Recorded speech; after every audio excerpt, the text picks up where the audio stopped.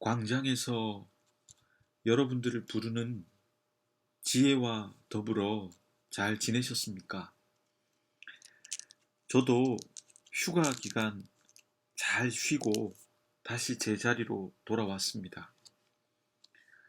어느 소설가의 말처럼 여행이 아름다운 것은 돌아갈 집이 있고 다시 해야 할 일이 있기 때문이라고 했는데, 휴가가 끝이 날 무렵이 되면 그 말이 생각나곤 합니다. 다시 우리를 부르는 지혜 앞에 저와 여러분들이 서보길 원합니다. 오늘은 잠언 7장 수업을 진행하겠습니다. 잠언 7장은 다시 한번 음녀에 대한 교훈을 우리들에게 전해주고 있습니다. 공동 번역에서는 그것을 탕녀라고 번역했는데, 잠언 7장은 탕녀의 유혹의 정체와 그 결론에 대해서 매우 세밀하게 묘사를 해주고 있습니다. 다르게 표현하면 굉장히 사실적입니다. 그러하기에 우리들은 다시 한번 이 성적인 활력에 관한 유혹에 대해서 배우게 됩니다. 먼저 본문을 단락을 구분해서 읽어보겠습니다. 오늘 본문은 크게 세 부분으로 나눌 수가 있는데, 우선 첫 부분에서는 다시 한 번 더 지혜를 소중하게 여기고 지혜를 가까이 대하라는 말씀이 계속됩니다.